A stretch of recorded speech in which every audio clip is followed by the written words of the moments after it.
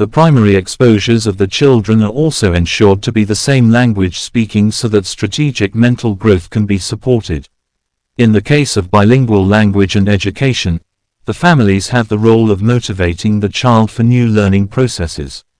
The development of a child's approach towards learning and the development of bilingual education is dependent on the scale to which the parents and the communities are influenced by language.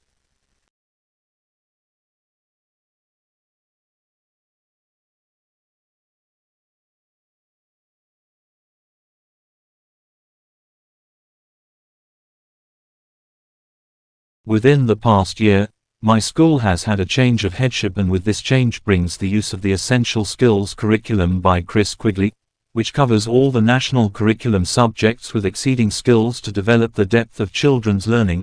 Currently, my school's curriculum follows a thematic approach to teaching and learning anchored with a core text connected to the theme and with subjects integrated, linking it all back together.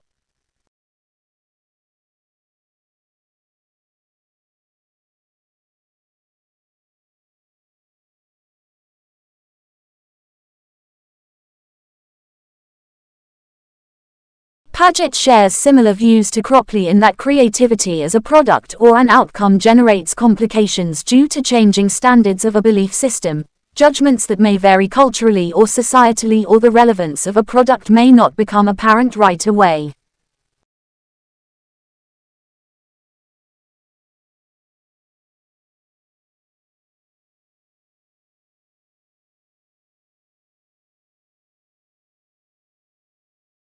Highlighting this potential barrier sheds light to Egan's statement on being imaginative within education, as a process is intended to stimulate the ability to visualize situations, events or outcomes different to those that already exist currently or in the past.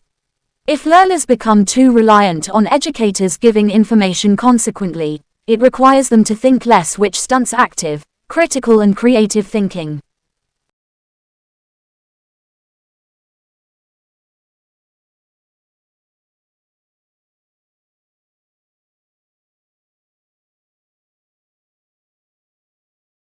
Children find it easy to transfer learning from one domain to another. All the evidence shows that most children find it very difficult to transfer learning from one area to another. Knowledge and skills are so context-specific that children may simply fail to recognize that something they had already learned can be applied to a new situation.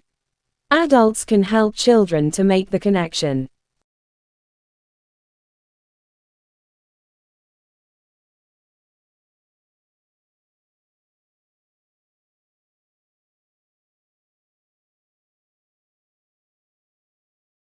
While there is a body of research into the impact of artists in school schemes, the role of artists in encouraging young children's creativity has not yet been well researched.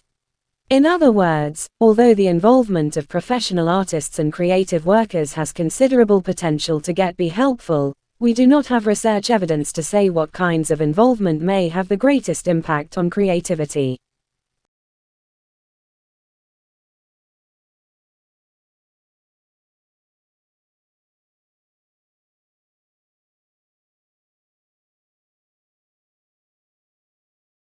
It is important to consider what might constitute originality in the work of a young child.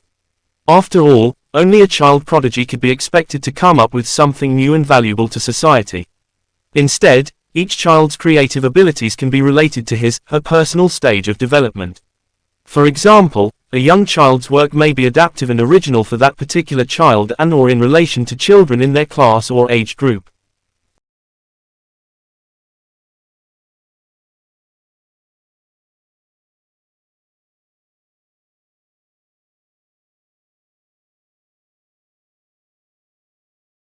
A child may not choose to engage in creative thinking because she lacks self-confidence and does not believe that she has anything of value to offer.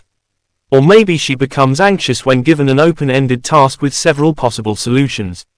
Through observation and conversation, an adult can work out what is causing the child's difficulties and encourage her to work through them.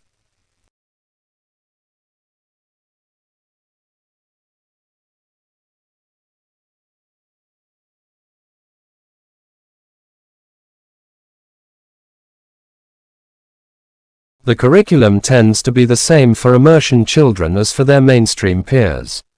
While immersion attempts to cultivate empathy for a student's second language culture, the immersion curriculum has hitherto tended not to have major distinctive components to develop such empathy and participation.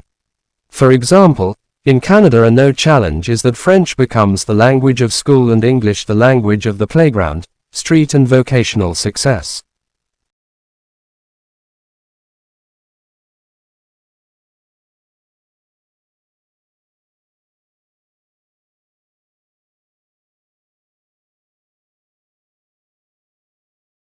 The Anglophone North American cultural influence is often so strong and pervasive that French immersion children are in danger of becoming passive rather than active bilinguals outside the school gates.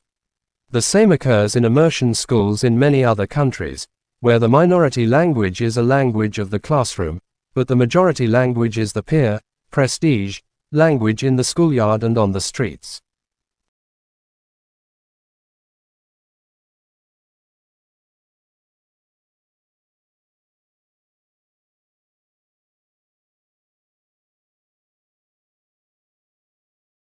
Close to the idea of two or more languages being used for instruction is the concept of language across the curriculum.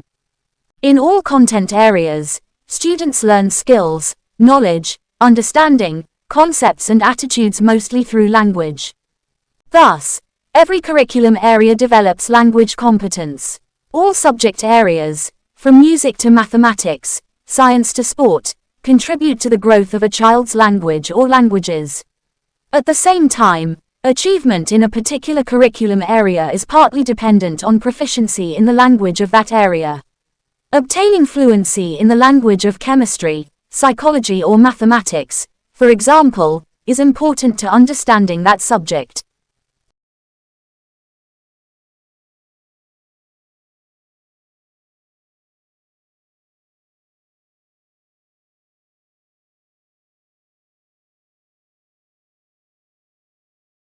Taking the United States as an example, it is unlikely that such students will learn English solely through unmodified content instruction.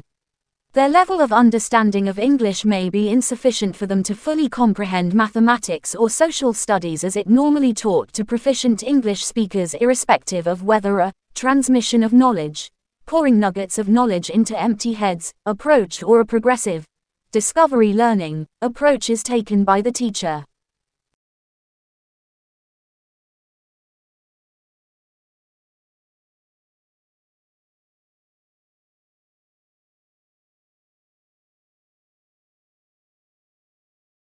On educational grounds, we recommend that the use of the mother tongue be extended to as late a stage in education as possible.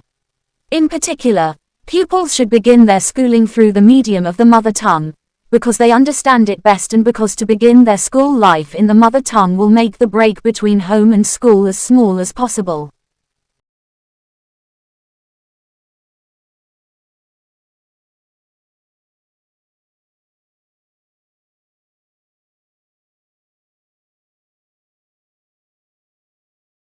It is important to repeat the distinction between teaching a language and teaching through a language.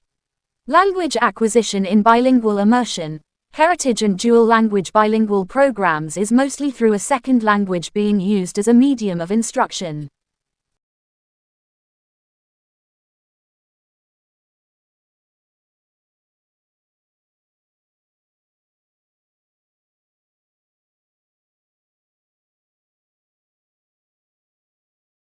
Another danger is that the mother tongue is used by the bilingual assistant mainly for discipline and control but not for content learning, sending the wrong message about language use and function. Conversely, in teacher-centered and lecture-dominant classrooms, the bilingual assistant may not be able to provide much help beyond looking over the students' shoulders, pointing to things in their books and on their worksheets, and occasionally whispering a bit to the students in their home language so as not to interrupt the teacher or disturb the rest of the class.